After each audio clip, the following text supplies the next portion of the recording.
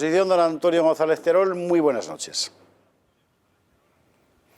Buenas noches, don José Javier. Una pena no estar ahí con vosotros. Ya, lo mismo digo, pero ¿qué se le va a hacer? Pero Terol existe. Un abrazo. Yo aquí, de hecho. Exacto, existe. Ariza, que es lunes. Bueno, vale, basta, que efectivamente que solo es lunes. Unos cuantos dolores... Ay, pobre. Unos cuantos dolores son los que me impiden estar allí con vosotros, pero bueno. ¿Cuál está siendo la posición del Partido Popular respecto a este gobierno? Es decir, vamos con ello.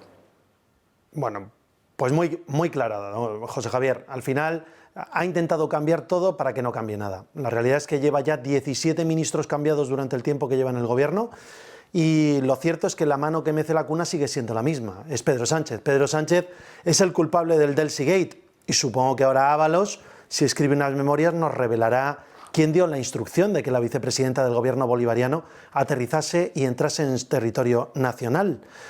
Ha sido el que ha roto las relaciones diplomáticas con Marruecos. González Laya ha sido una pésima ministra y él como headhunter probablemente un portento. Pero en cualquier caso, la ruptura de esas relaciones, no visitando ni siquiera la monarquía alauita en su primer viaje oficial externo, rompiendo la costumbre que habían tenido la diplomacia española, fue cosa solo de Sánchez. El hecho de romper las relaciones diplomáticas con el gobierno de Estados Unidos y hacer luego una cumbre de 29 segundos, seguro que fue una falta de acierto de la ministra de Asuntos Exteriores, pero fue un desacierto sin duda alguna del presidente del gobierno. Y un suma y sigue, él ha querido purgar incluso a aquellos que le ayudaron a llegar a la presidencia, a la Secretaría General del Partido Socialista, ha purgado a sus amigos, ha hecho una auténtica carnicería interna, pero la realidad es que nada cambia. El presidente del gobierno es el mismo que ha hecho la peor gestión de la pandemia, es el que peor está gestionando la economía, es el que a día de hoy mantiene en el gobierno a la facción más reaccionaria, que es la Podemita, incluso ascendiéndola. Hay que recordar que Yolanda Díaz, la hasta ahora vicepresidenta tercera y ministra de Trabajo, pasa a ser vicepresidenta segunda del gobierno y por tanto hay un ascenso directo de la parte podemita en el gobierno. No cesa la ministra de Turismo, que ha sido absolutamente esencial en la falta de llegada de turistas a las islas al no haber creado corredores seguros, al no haber prestigiado el nombre de España en el exterior. Mantiene al ministro Garzón, que nos dice que no tenemos que comer mucha carne, que dice todas estas sandeces y que dice que además el turismo es una parte de poco valor añadido para la economía. Con lo cual, la realidad es que el sector que no controla del gobierno, el más radical, se queda como está, incluso asciende, y la parte que debía remodelar, en realidad, debería haberse hecho, después de esta enmienda a la totalidad con este gobierno, lo que debería haber hecho es convocar elecciones generales si tuviese valentía, porque ayer mismo veíamos alguna encuesta en algún diario nacional que revela que ya ha perdido 20 escaños y 1 millón de votos y que el PP ha ganado 42 millones de votos, algo que podría verse si hubiese unas elecciones generales hoy mismo, ¿no? Don Antonio, le pregunta a Nuria Val. Muy buenas noches, Antonio. Lo primero, Adelante. Mejórate. Buenas noches, Nuria. Y lo segundo... Muchas gracias. Que con estos nuevos cambios le han entrado al Partido Popular ganas irrefrenables de renovar el Consejo General del Poder Judicial. ¿En qué punto están las conversaciones? O desvélanos si Pedro Sánchez no quiere hablar con el principal partido de la oposición y están todos los puentes rotos. Bueno, los indultos, ¿tú crees que ha sido materia del exministro Ara Campos? Es evidente que todas las políticas en materia de justicia, él ha decidido pactarlas con los independentistas radicales, en este caso este tipo de medidas, con Bildu, el acercar a los presos a las cárceles del País Vasco, y es evidente que no se ha tendido la mano al Partido Popular para la renovación de los órganos constitucionales. Nosotros pusimos una condición muy clara. Primero, independencia en la elección de los jueces, es decir, una nueva norma que se pueda poner en marcha y se pueda presentar ya como proposición de ley o como proyecto de ley en el Consejo de Ministros que modifique la norma para la elección de los jueces para que se elijan entre ellos, por lo menos mayoritariamente, esos 6 y 6 que eligen Congreso y Senado, esos 12 vocales en total. Y también pusimos como condición que Podemos no metiese las manos en estas negociaciones. Después de cesar a la vicepresidenta primera, dejar a la segunda como vicepresidenta primera, ahora vicepresidenta económica, y la vicepresidenta comunista ascender a vicepresidenta segunda, parece que Podemos y el Partido Comunista, lejos de tener menos peso en este gobierno, va a tener más peso. Intuyo también que en la posible negociación de la renovación de los órganos constitucionales. Y ya sabemos lo que opina Podemos sobre la renovación de la justicia, que hay que controlarla, como que había que controlar el Centro Nacional de Inteligencia y como que había que controlar la televisión pública. Por tanto, no se dan las condiciones a día de hoy para la renovación ni un acuerdo con el Partido Popular puesto que el Partido Socialista ha elegido a sus socios de gobierno, al independentismo radical y a los comunistas. Juan Antonio de Castro. ¿Qué tal? Buenas noches. Sí, es verdad que lo que se da a entender y lo que está pasando en definitiva es que un gobierno que es rehén, en todo caso, no puede cambiar de la noche a la mañana, y por mucho que cambies al negociador de los rehenes, siguen siendo rehenes. Entonces es rehén de los independentistas, vamos, de los golpistas, de los filoetarras y demás.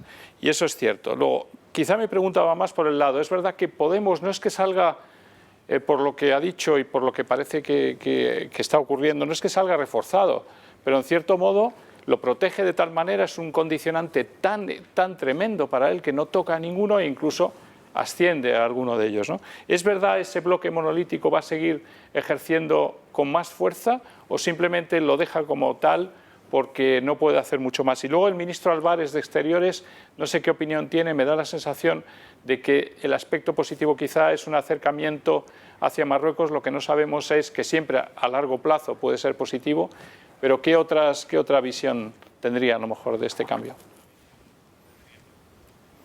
Bueno, yo insisto en mis argumentos. Al final el problema es que él ha cambiado todo para que todo quede igual. Seguimos teniendo 22 ministros, seguimos teniendo 1000 asesores, seguimos teniendo el gobierno más caro de toda la Unión Europea y de la historia de la democracia española. Por tanto, no cambia nada. Va a ser el gobierno del gasto, es el gobierno de la mentira, es el gobierno de la ineficacia. Seguimos teniendo a una Carolina Darias al frente del Ministerio de Sanidad. IZ pasa a ser de Cultura y Deportes y va a ser el ministro de Política Territorial más breve y, por cierto, más incompetente, porque ha sido incapaz de ayudar a los ayuntamientos en plena pandemia, como Montero, que ha sido degradada sin ser portavoz del gobierno a ser solo ministra de Justicia, y espero que esto sirva para que centre su acción política en ayudar a las comunidades autónomas, a las diputaciones y a los ayuntamientos.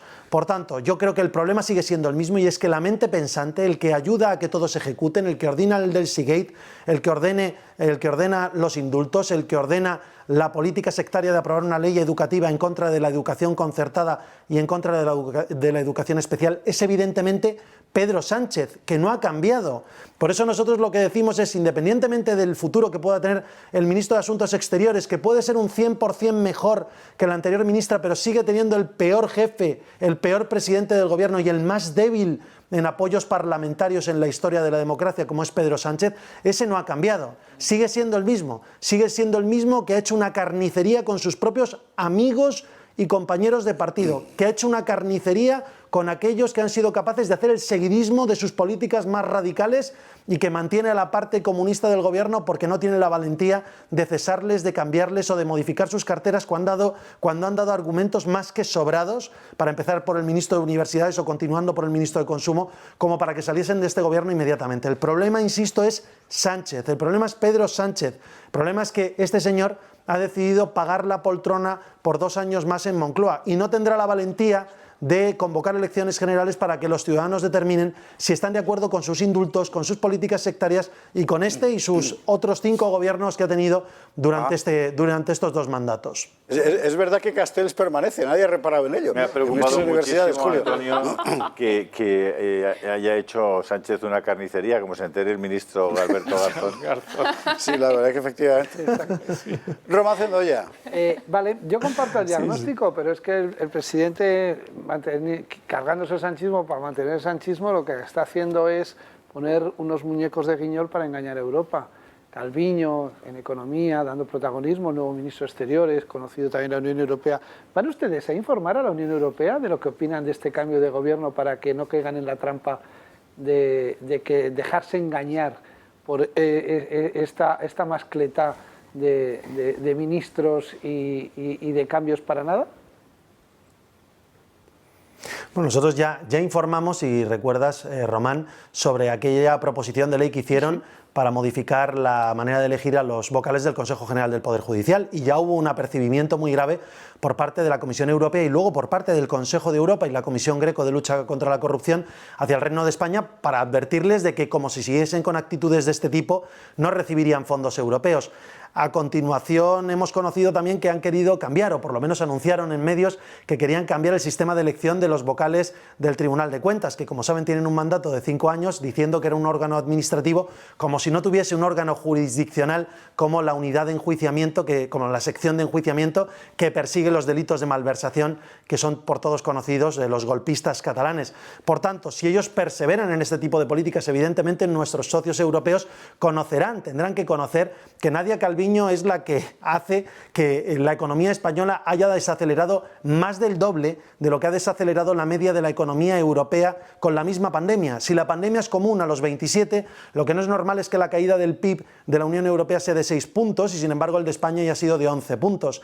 Que el desempleo juvenil sea el doble que el de la Unión Europea o que el desempleo general de España sea casi el doble del de la Unión Europea y el número de empleos que se destruyen, el mayor número ocurre en España con esta ministra de Economía y ahora vicepresidenta del Gobierno de España. Y por cierto, antes de la pandemia ya hubo España de rectificar sus datos de crecimiento porque en un solo año de gobierno, después de la inefable moción de censura, la economía española ya empezó a desacelerar gracias a las políticas de incremento del gasto público que empezó a implementar el Gobierno de Sánchez y de Nadia Calviño, que se va a poner de moda porque le va a achicharrar en Europa hasta su propio jefe de filas, ya que va a ser el guiñol, efectivamente, que utilice para intentar mostrar una cara más amable, más técnica, pero que está manejada por el mismo socialista apoyado por comunistas que ha venido rigiendo España durante los últimos 3 años, que es Pedro Sánchez. Por tanto, eso no va a cambiar. Y, por supuesto, creo que en Europa conocen ya bien a Sánchez y empiezan a no fiarse de él. Don Antonio, una última pregunta que por otra parte es inevitable. De moción de censura no hablamos, ¿no? No. Es que la moción de censura, ya saben ustedes, lo vimos ya la última vez, no sirve para nada. Solo sirve para que él recolecte sus votos entre los independentistas radicales y que parezca que recibe más votos, de hecho, como ocurrió la otra vez, más votos a favor de él de los que recibió en su propia investidura. Por tanto, aquí solo hay una moción de censura válida. Y la moción de censura son las elecciones generales, que los ciudadanos, que los españoles salgamos a votar y que con nuestro voto podamos censurar este gobierno de la mentira. Esa es la única moción de censura que podremos ganar en las Cortes. Don Antonio González Terol, muchísimas gracias por estar esta noche con nosotros en El Gato. Muy buenas noches, gracias. Y recupérese, amigo, recupérese. Sí. Cuídate. Póngase bueno. Muchas gracias. Cuídate. Allí estaré la semana que viene con vosotros. Muchas gracias. Si Dios quiere, Buenas si Dios noches a quiere. Gracias, muy buenas noches. Muchas gracias. Por supuesto que sí. Nuria